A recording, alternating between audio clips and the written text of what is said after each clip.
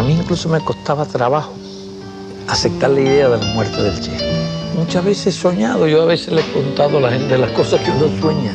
Y he soñado que estoy hablando con él, que está vivo. Uno tiene la impresión de una presencia permanente del Che, por lo que simbolizaba, por su carácter, por su conducta, por sus principios. Era un gran número de cualidades realmente excepcionales.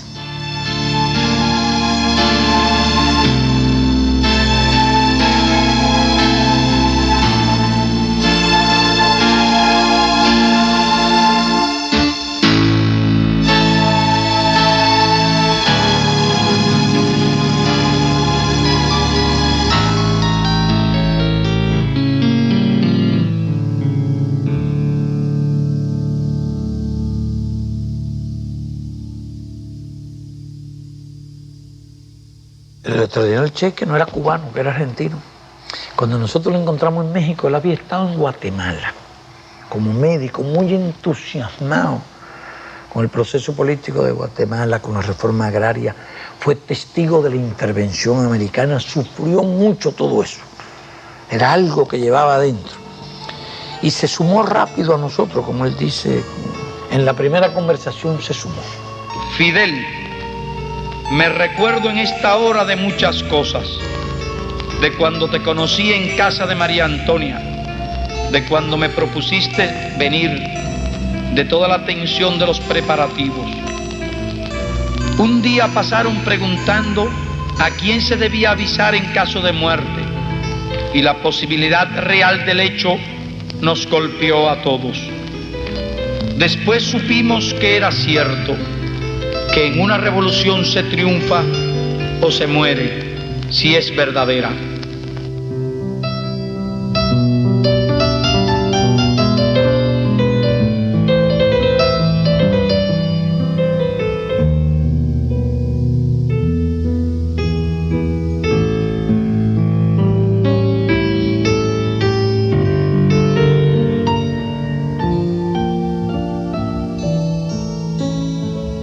Casi toda la semana intentaba subir el Popocatépetl. Nunca llegaba arriba, pero toda la semana lo intentaba. Él padecía de asma, tenía esa limitación por el asma y hacía un esfuerzo heroico por subir ese volcán. Y aunque nunca llegaba arriba, nunca dejó de intentar subir otra vez, que también es un reflejo de su carácter. Era nuestro médico. Con esas limitaciones iba de médico. Nadie imaginaba un soldado, pero nosotros fuimos un intelectual, fue un gran soldado.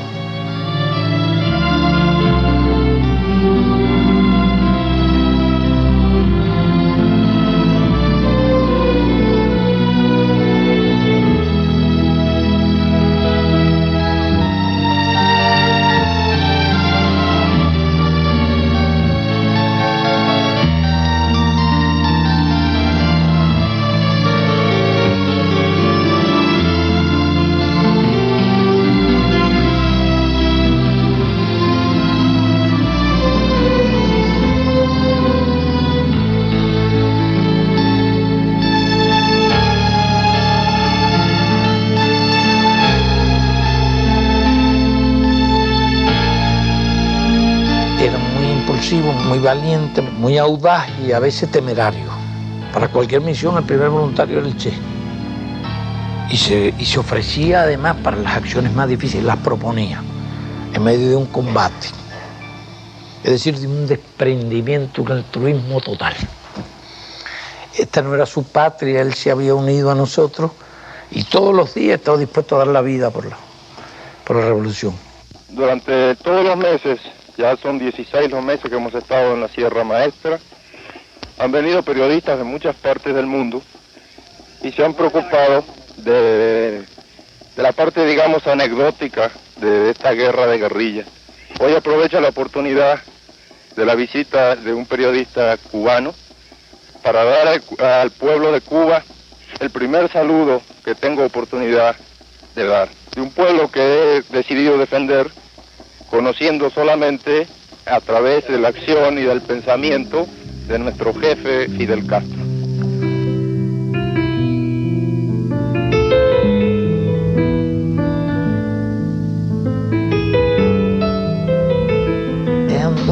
caracteres diferentes, aunque ellos se querían mucho y se respetaban mucho.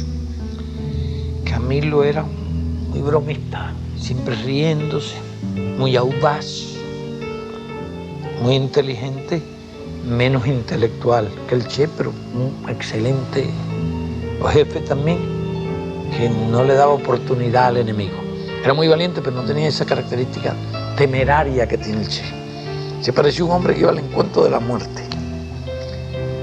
Y Camilo desafiaba la muerte, no tenía temor, hacía, pero no actuaba con temeridad. Esas son dos diferencias. Y ellos se querían mucho.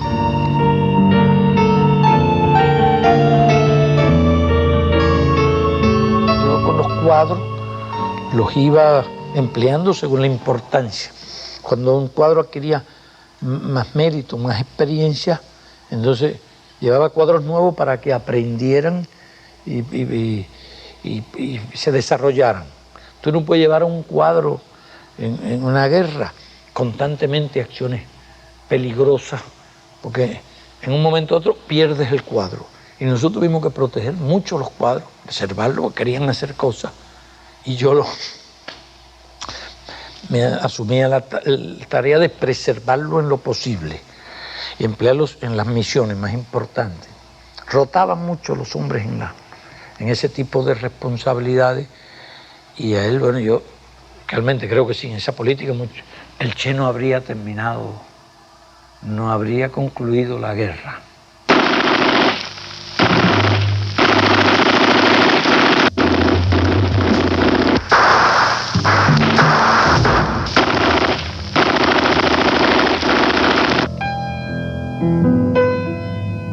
Él quería ir para Sudamérica. Esa era una vieja idea. Fue cuando él se sumó a nosotros en México.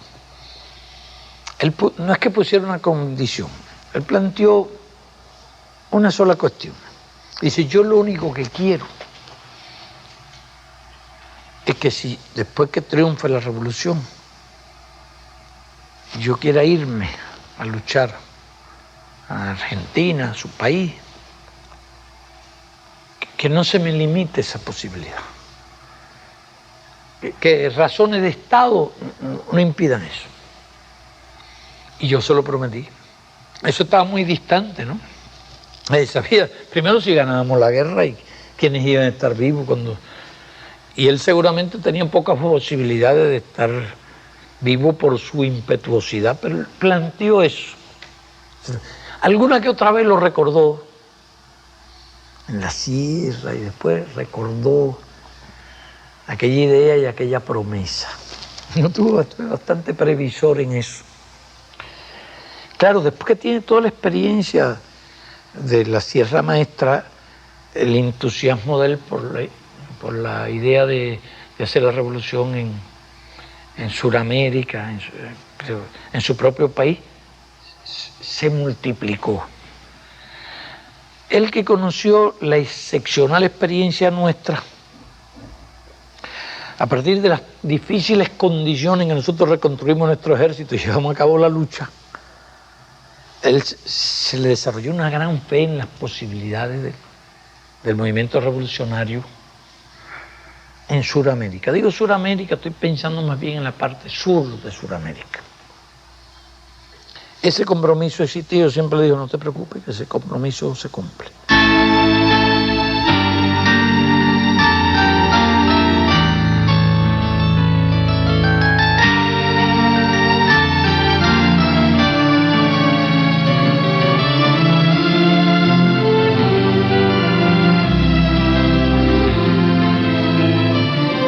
Al triunfo de la revolución había muchas tareas que hacer de todas clases y problemas que resolver de todo tipo.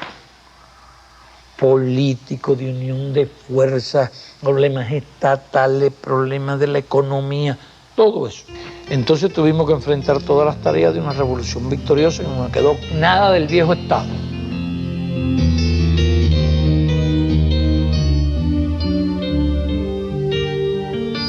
Todavía queda mucho por hacer aquí, como queda mucho por hacer en cada lugar del país. Pero eso lo debemos conquistar nosotros con nuestro esfuerzo cotidiano. Y tenemos para ello muchos deberes, pero hay dos que son los deberes fundamentales. Uno es de la preocupación diaria por el trabajo, por la producción. Por la producción y también en otros trabajos que no son directamente de producción. ¿Por qué es tan importante trabajar en una máquina para sacarle el máximo de rendimiento? Como atender bien a algún ciudadano que va a cualquiera de las tiendas de nuestras organizaciones especializadas en ello, o de los restaurantes, o para un médico asistir con el mayor amor, el mayor interés a cada uno de los pacientes que le son encomendados. Es decir, la tarea del trabajo debe estar constantemente a la orden del día. Al Che se le asignó la responsabilidad del Ministerio de Industria. Trabajó con gran método, ejerció distintos cargos. Cada vez que hacía falta un hombre serio para un cargo importante, el Che se prestaba para ese trabajo. Se le nombró director del Banco Nacional. En un momento que aquellos técnicos, especialistas en banco, pero inconsistentes políticamente, abandonaron el país y se fueron, se le designó presidente del Banco Nacional. Después se hicieron bromas y anécdotas, que si se había preguntado por un economista, y el Che se ofreció, y si tú eres economista, y yo no, yo soy comunista. Porque empezaba esta lucha dentro del país y los elementos de derecha acusar al Che de comunista y todo ese tipo de cosas. Pero el Che siempre tuvo una gran autoridad. Cada una de las tareas que se le dio la cumplió estrictamente, con brillantez. Trabajó mucho, adquirió su primera experiencia en la industria nacionalizada, en la organización de la producción, en los controles de la producción, en el trabajo voluntario. Fue uno de los pioneros del trabajo voluntario y en casi todas las actividades participó. Era muy consecuente en todo lo que hacía y era ejemplo en todo lo que hacía.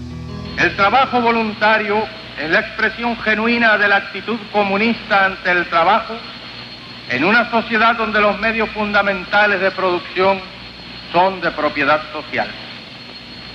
Es el ejemplo de los hombres que aman la causa de los proletarios y que subordinan a esa causa sus momentos de recreo y de descanso para cumplir abnegadamente con las tareas de la revolución.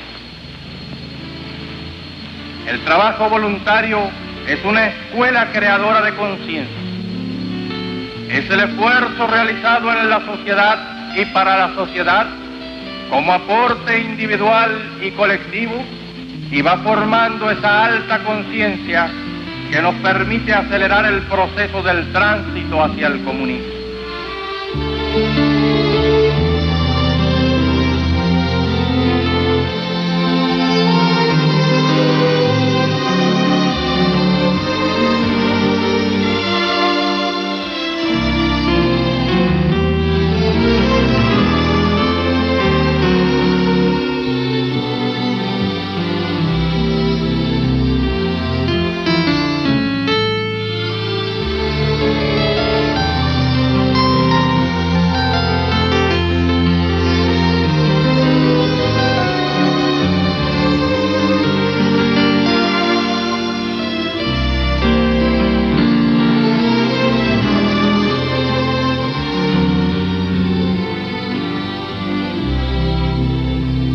Se invirtieron los primeros años de la revolución, cuando él evidentemente empezó a sentir impaciencia por llevar a cabo sus viejos planes y sus viejas ideas. Yo creo que esto influía incluso que pasaba el tiempo. Él sabía que se necesitaban especiales condiciones físicas para todo eso. Se consideraba capaz de hacerlo y en realidad estaba en la plenitud de su capacidad mental, su capacidad física. Tenía muchas ideas, a partir de la propia experiencia que había tenido en el país, de lo que debía hacerse. Hoy hay un nuevo espíritu en todo el país. Una nueva alegría reconquistada para todos los cubanos. Y además, la sensación nueva y cada día repetida de ser los forjadores de su propia libertad, de tratar a la libertad como algo propio y conquistado, como algo que se ha ganado con el sudor y con la sangre, con la lucha ininterrumpida, y la satisfacción siempre creciente de que el nombre de Cuba recorre los campos de América y recorre también los campos de otros países del mundo que luchan por su libertad, significando siempre lo mismo: la imagen de lo que se puede conseguir mediante la lucha revolucionaria, la esperanza de un mundo mejor, la imagen por la cual vale la pena arriesgar la vida, sacrificarse hasta la muerte en los campos de batalla de todos los continentes del mundo. Como yo conozco también que las fases iniciales de un proceso como el que quería hacer eran difíciles por nuestra propia experiencia, yo pensaba en la idea de que se podían crearse las mejores condiciones para lo que él pensaba hacer. Y le planteamos que no se impacientara, que hacía falta tiempo, porque él quería llegar desde el primer día a hacerlo todo. Y la estatua que recuerda a Lumumba, hoy destruida pero mañana reconstruida, nos recuerda también en la historia trágica de ese mártir de la revolución del mundo, que no se puede confiar en el imperialismo, pero ni tantito así, nada.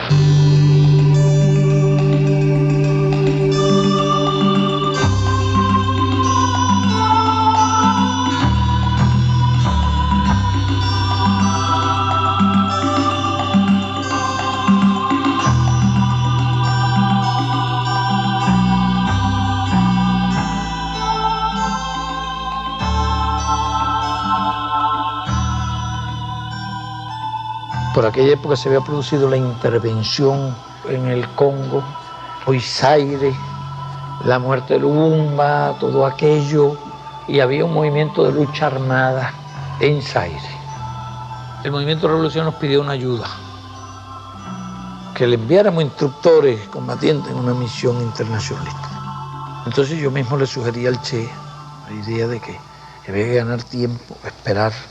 Él quería desarrollar unos cuadros, desarrollar más la experiencia, y lo hicimos responsable del grupo que fue a ayudar a los revolucionarios allí en el actual Zaire. Fueron alrededor de 100, y allí estuvieron varios meses.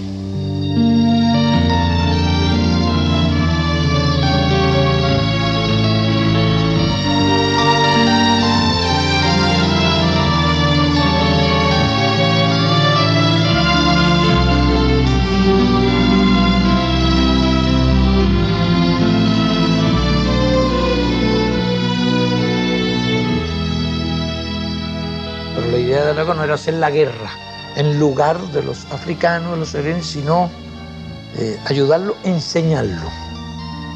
Pero el movimiento aquel era muy incipiente todavía. No tenía suficiente fuerza, suficiente unidad.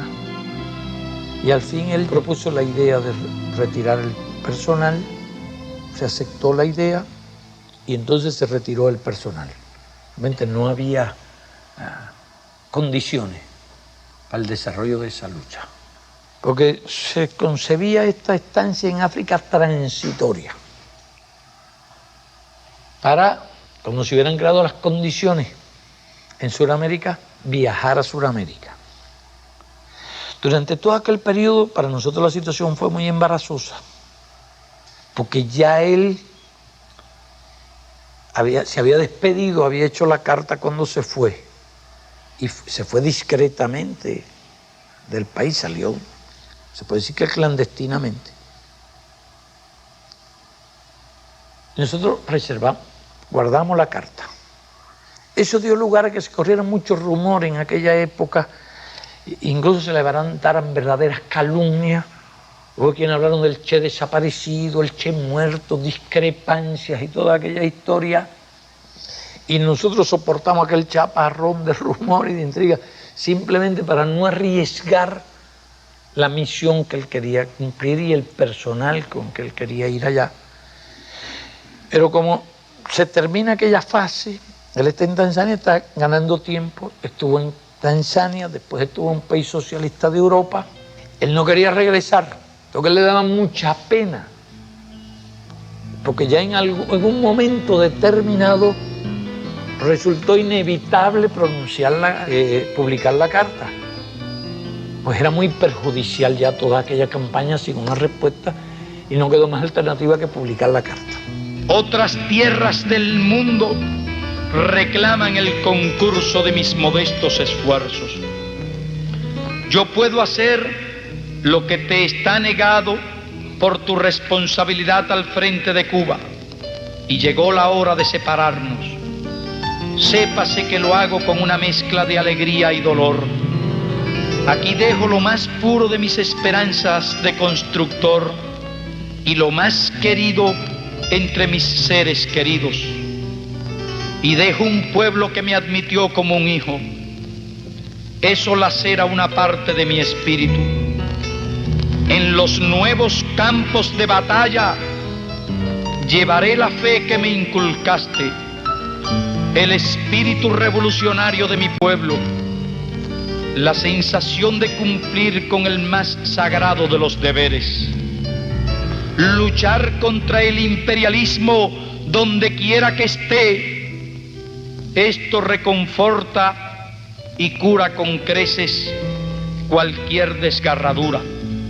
Ya después que se conoció la carta, que era una necesidad política ineludible, él, con ese carácter particular, le costaba mucho la idea de regresar a Cuba después de haberse despedido. Yo lo persuado de que regrese, que es lo más conveniente para todos los fines prácticos de lo que él quería hacer. Y regresa, pero también clandestinamente regresa a Cuba.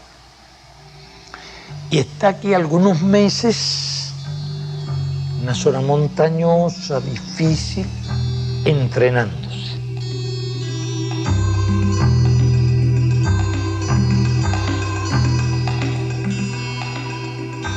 Él solicitó la colaboración de un grupo de compañeros, de viejos guerrilleros, algunos nuevos, y solicitó que se le apoyara en eso. Y él escogió el grupo, los escogió, conversó y nosotros autorizamos que fuera un grupo de compañeros bien experimentados, puesto que la tarea que él iba a hacer allí requería realmente de ese grupo experimentado, de voluntarios que fueron esa tarea. Estuvo entrenándose con ellos durante meses mientras se hacían todos los trabajos previos para el traslado de él y del grupo a Bolivia.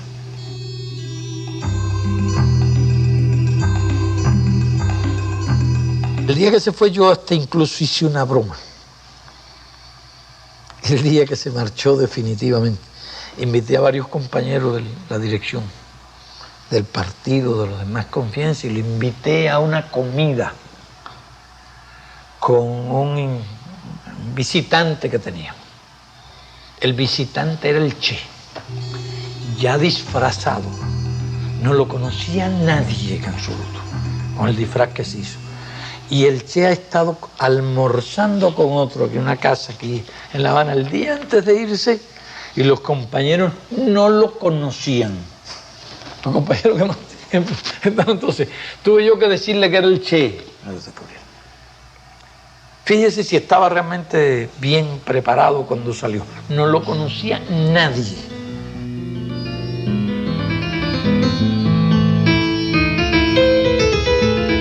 Él había escogido el territorio y había elaborado su plan de lucha. Le interesaba Argentina. Estaba realmente muy inspirado en la idea de hacer la Revolución Argentina, pero en aquella época no había relaciones con nadie. Entonces estos gobiernos incluso se habían unido al de Estados Unidos contra Cuba. Y él en los primeros tiempos había aglutinado un grupo de argentinos, incluso un argentino que había estado como periodista en la Sierra Maestra, Massetti, que después fue fundador de Prensa Latina. Y él lo había captado para sus ideas de lucha en Argentina. Y Massetti, de acuerdo con el Che, trató de organizar un frente allá en el norte de Argentina, por la zona de Salta. Massetti murió en aquellas misiones. El Che era un hombre siempre muy sensible, muy comprometido con todos sus compañeros. El mero hecho de que él hubiera iniciado aquel esfuerzo, aquella lucha, algunos compañeros hubieran dado la vida, era sin duda uno de los factores que influía incluso en su impaciencia para llevar a cabo aquellas ideas. Y entonces ya él había estudiado esa parte, y la importancia que tenía parece es que estaba cerca de la frontera con Argentina. Él conocía el carácter del campesino boliviano, muy callado, muy reservado, muy desconfiado. Él sabía que era muy diferente el carácter del cubano, porque él había recorrido incluso después que se graduó en motocicleta, había estado recorriendo. Él estuvo hasta el Amazonas en muchos lugares y tuvo mucho contacto con esas poblaciones y conocía la tragedia del indio, las características. Él conocía mucho eso y lo sentía. Y más de una vez me explicó y me habló de cómo eran, cómo había que trabajar y que eso llevaba tiempo, que eso no era fácil. Él estaba consciente de las dificultades de la tarea que tenía allí. Pero ¿qué pasa? Que había vivido nuestra experiencia, nuestra casi increíble experiencia. Después de los primeros reveses, como un grupo tan pequeño se reorganiza, lleva a cabo la lucha en condiciones muy difíciles, y él tenía una fe ciega en ese tipo de lucha y en esas posibilidades, más aún cuando ya tenía aquella enorme experiencia. Y él escogió el territorio y escogió el lugar. Yo diría que en ciencia no había equivocación en eso. No había equivocación. Él trató de ganar un apoyo, trató de ganar apoyo en fuerzas organizadas, en fuerzas políticas organizadas. Se suponía que se iba a contar con el apoyo del Partido Comunista boliviano y de otras fuerzas. Hubo otras fuerzas que se sumaron, porque había divisiones en esa época en el movimiento, en la izquierda, en el movimiento comunista. El Partido Comunista tenía varios dirigentes. Ya el secretario general Monge, se había hablado, se había explicado. Pero había otros dirigentes también. Y realmente allí surgió un conflicto con Monge. Eso se conoce, está la historia. Surge un conflicto entre el Che y Monge por ciertas posiciones de Monge, pretensiones quizás de dirigir, y el Che no aceptó eso. Yo creo que en Monge prevalecieron unos factores formales, puesto que aquel era el país y era el secretario del partido del país, y realmente para dirigir aquella empresa no había mejor cuadro ni mejor persona más preparada que el Che. Se había logrado el apoyo de otros movimientos y también de algunos latinoamericanos. Estaban en esa fase cuando los acontecimientos se complican allí y realmente se descubre. Pienso que necesitaba un poco de más tiempo. Pero por una razón o por otra, combinación de factores, llegan a descubrir el destacamento cuando todavía estaban en fase de organización. Entonces, Monge tiene cierta responsabilidad, pero bueno, históricamente no sería justo hacer esa imputación al Partido Comunista. Varios comunistas se unieron, los Peredo, muy buena gente que estaban despuntando como excelentes cuadros, se unieron y apoyaron al Che y ayudaron muchísimo al Che. Y la dirección del partido, en discrepancia, quiso ayudarlo. Así se va a imputar una responsabilidad, habría que imputársela a Monge.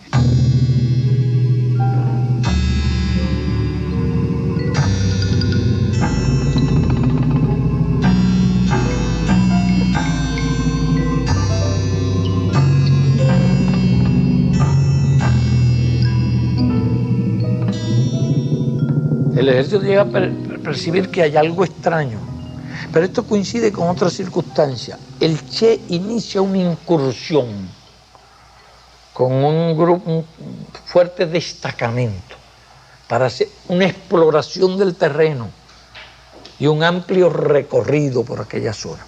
Quedan en el campamento los más nuevos, gente que iba llegando de allí. Pero ese recorrido dura muchas semanas. Es verdaderamente una odisea, está descrito en detalle en su diario, enfrentándose a lomas duras, terreno difícil, ríos crecidos. Incluso en ese recorrido tienen algunas bajas, se producen, algunos se ahogan, uno o dos bajas tiene, pero la tropa regresa después de muchas semanas completamente agotada. Cuando llegan al campamento se encuentra que había algunos problemas que habían ocurrido allí, algunas indisciplinas y algunas dificultades en ausencia del Che. Pero lo peor es que cuando la tropa llega desgastada, algunos enfermos, no tiene tiempo de recuperarse, porque en breves días se producen las exploraciones del ejército, los primeros combates, en que realmente ellos no tuvieron ninguna baja, la experiencia que tenían en las emboscadas que hicieron con pocos hombres, capturaron armas, infligieron golpes fuertes en aquellos días. Pero claro, yo diría que todo eso ocurre prematuramente. Después entonces hacen una incursión, salen del campamento, queda una fuerza en el campamento y se produce una división del grupo, en dos grupos, que nunca más llegaron a hacer contacto. Incluso el Che no lleva medicina. Ocurrió lo mismo que había ocurrido cuando el Granma no trajo la medicina. Y fue una proeza, porque durante meses estuvieron evadiendo el ejército y luchando contra el ejército.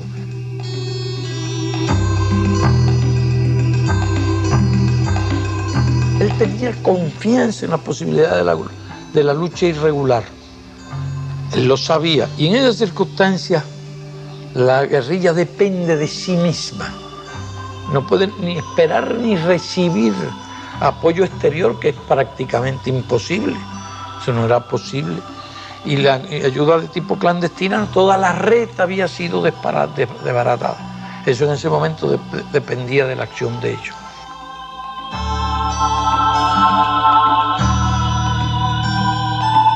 El Che sabía incluso que con 20 hombres, si se trasladaba como se estaban proponiendo, a un lugar con base social, donde Inti Coco Peredo era muy conocido y hacia donde se trasladaban, esa guerrilla tenía posibilidades de supervivencia. Él lo sabía y se encaminaba en esa dirección, pero la descripción de todo lo que ocurrió, no solo por su diario, sino por las descripciones del ejército boliviano, es impresionante la proeza que hicieron, la cantidad de combates que libraron contra el ejército y lo que hicieron. Es una verdadera epopeya.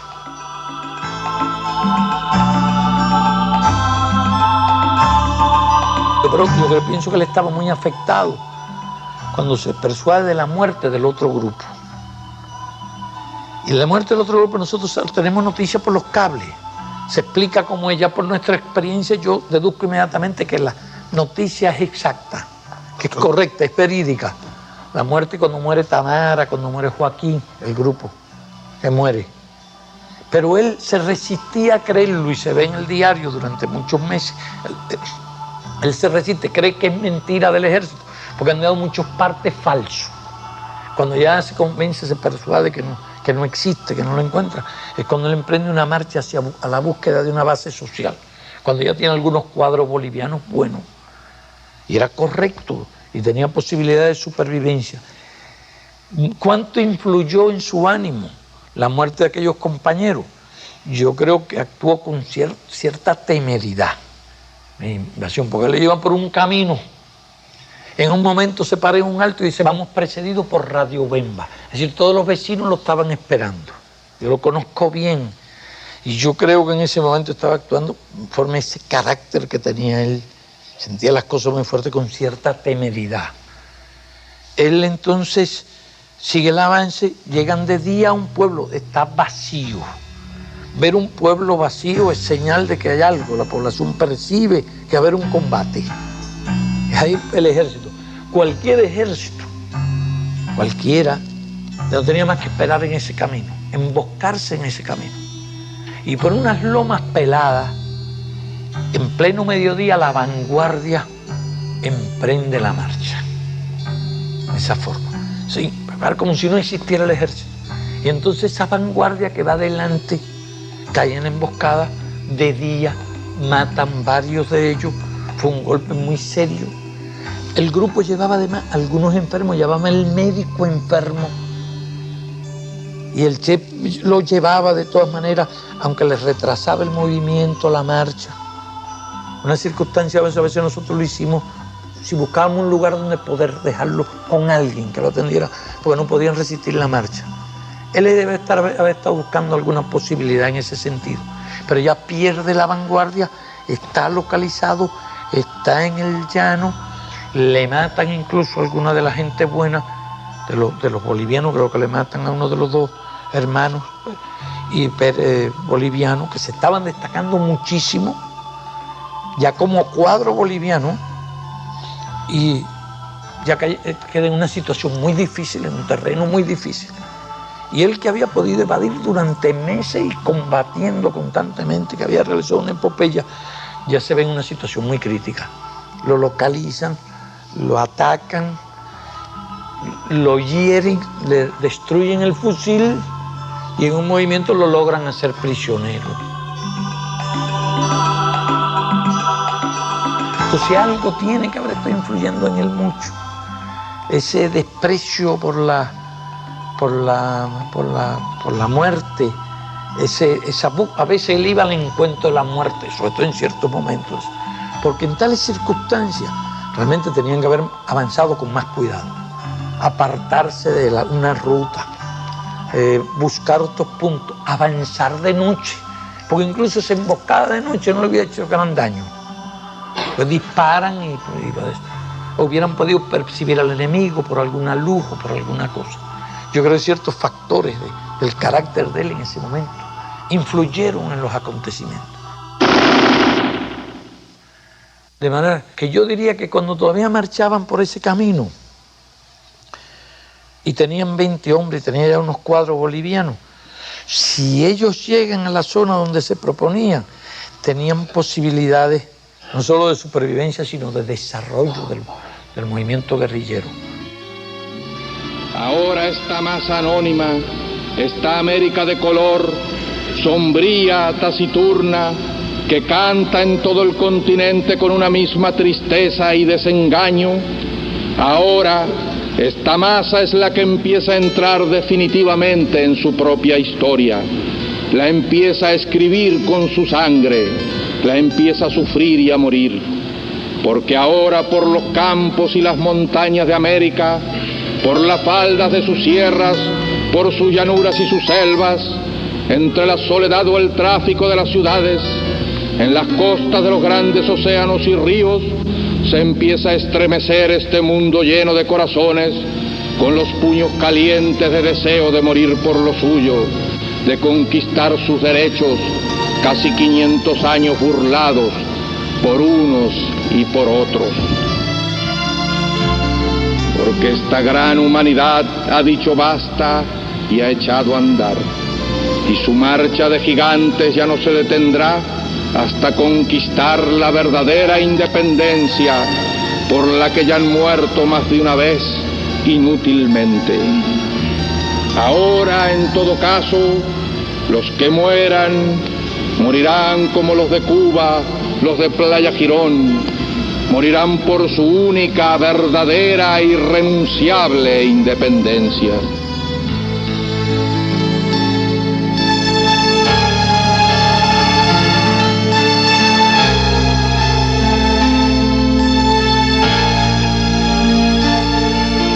Creíamos en lo que estaba haciendo y creíamos que podía ser lo que se proponía. Yo siempre digo que el éxito o el fracaso no es lo que indica que es correcta una línea. Nosotros pudimos haber muerto todos en nuestra lucha, estuvimos a punto más de una vez.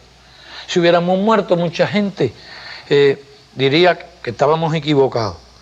Yo pienso que si hubiéramos muerto no estábamos equivocados y que nuestro camino es correcto, pero hay una serie de factores imponderables que intervienen, incluso el azar. Y nosotros sobrevivimos en los primeros, aquellos días difíciles, casi de milagro. Sería otra historia larga de hacer. Pero en esas circunstancias no se puede decir que el éxito sea la medida de la justeza de una línea. Determinados factores indujeron, pero yo no cuestiono la justeza de la línea del Che. Yo lo que digo, nos habría gustado que no pasara por esa etapa inicial de tanto riesgo y que hubiera podido incorporarse como jefe político y jefe militar, como estratega en un movimiento que ya hubiese rebasado esa fase. Teníamos excelentes relaciones de amistad, de confianza, y el Che realmente les prestaba mucha atención a los puntos de vista, a los criterios que yo le daba, pues siempre mantuvimos una confianza y una amistad hasta el final. Pero aquella era su idea. La otra cosa era prohibirle, y eso no estaba dentro del tipo de relaciones que teníamos nosotros, ni por razones de Estado, ni imponerle un criterio. Lo que hicimos es que lo ayudamos, y ayudamos a algo que creíamos que era posible. No habríamos podido ayudar a algo imposible, algo en que no creyéramos, porque habría sido nuestro deber decirle, no es posible, no podemos hacer esto, no se puede sacrificar compañeros en esa tarea. Pero fue así lo que él hizo, y yo comparto lo que hizo, lo creo. No se sabe todavía qué hicieron con el cuerpo del Che y dónde está el cuerpo del Che. Se han encontrado muchas cosas de él y objetos, entonces se sabe todo lo que ocurrió por los dos bandos y cosas muy coincidentes. Lo que no se sabe es dónde está enterrado el Che. Ellos quisieron desaparecerlo. Además, los yanquis quisieron desaparecerlo. No obstante eso, el Che se convirtió en un gran símbolo para el mundo entero del hombre ejemplar, revolucionario, heroico. Se convirtió en, yo diría que en uno de los más singulares ejemplos de combatiente y de revolucionario del tercer mundo e incluso del mundo industrializado.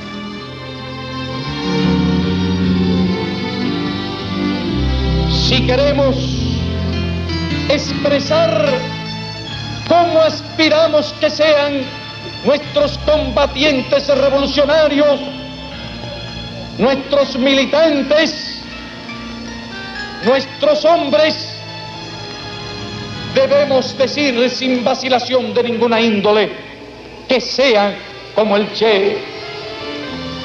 Si queremos